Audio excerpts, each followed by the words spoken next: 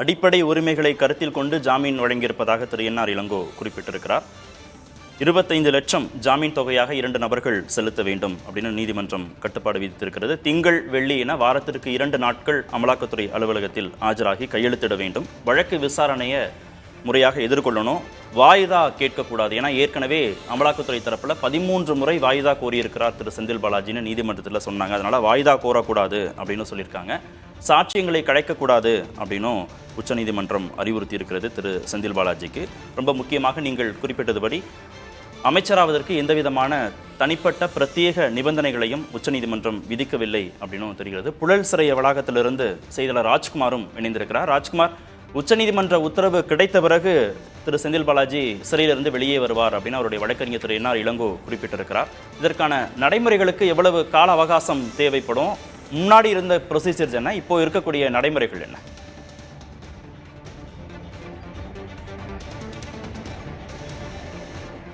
சட்டவிரோத பண பரிமாற்ற வழக்கில் கைது செய்யப்பட்டிருக்கக்கூடிய முன்னாள் அமைச்சர் செந்தில் பாலாஜி புழல் சிறையில் இருக்கிறார். சற்று நேரத்திற்கு முன்னதாக உச்சநீதிமன்றத்தில் நிபந்தனை ஜாமீன் அவருக்கு கிடைக்கப்பெற்றதுக்கு பிறகு இன்னும் ஒரு சில மணி நேரங்களில் புழல் சிறையிலிருந்து அவர் வெளியே வருவதற்கான வாய்ப்புகள் இருக்கிறது. முன்கூட்டியே காவல்துறையினர் புழல் சிறை வளாகம் மற்றும் புழல் சிறைக்கு வெளிப்பகுதியில் காவல்துறையினர் பாதுகாப்பு பணியில் ஈடுபட்டிருக்கிறார்கள். ஒளிப்பதிவாளர் கேசவன் அந்த காட்சியெல்லாம் காண்பித்துக் கொண்டிருக்கிறார். உதவி ஆணையர், காவல் ஆய்வாளர் தலைமையில் பாதுகாப்பு பணியில் ஈடுபட்டிருக்கிறார்கள். உச்சநீதிமன்றம் கொடுத்திருக்கக்கூடிய உத்தரவு அடிப்படையில் நிபந்தனை ஜாமீன் அடிப்படையில் அவருக்கு பிணை வழங்கி இருக்கிறார்கள்.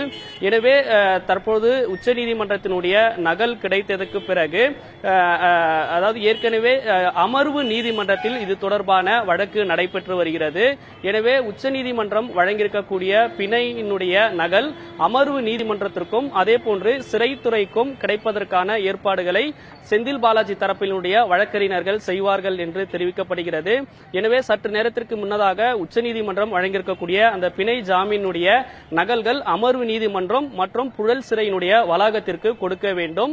இது புழல் சிறையில் இருக்கக்கூடிய சிறைத்துறையினுடைய டிஐஜி உச்சநீதிமன்றத்தினுடைய அந்த உத்தரவு நகலை பார்த்து அதற்கு பின்னதாக அவரை ஜாமீனில் விடுவிப்பதற்கான ஏற்பாடுகள் செய்வார்கள் என்று தகவல் தெரிவிக்கப்படுகிறது. ஏற்கனவே அந்த உத்தரவில் 2 நபர்கள் ஷூரிட்டி வழங்க வேண்டும் என்று உச்சநீதிமன்றம் தெரிவித்திருக்கிறது. எனவே ஷூரிட்டி 2 பேர் கொடுத்து உத்தரவு நகல்களும் கொடுத்து அதன் பின்னதாக செந்தில் பாலாஜி ஜாமீனில் வருவதற்கான ஏற்பாடுகள் செய்வதாகவும் குறைந்தபட்சம் 1 மணி நேரத்திற்கு மேலாக இதற்கான நடைமுறைகள் இருக்கும் என்று சிறைத்துறை அதிகாரிகள் தரப்பிலிருந்து தெரிவிக்கப்படுகிறது.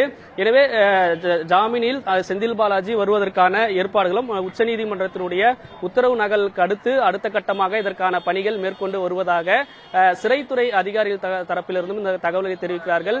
இணைப்பில் ராஜ்குமார், நம்ம தொடர்ந்து பேசுவோம்.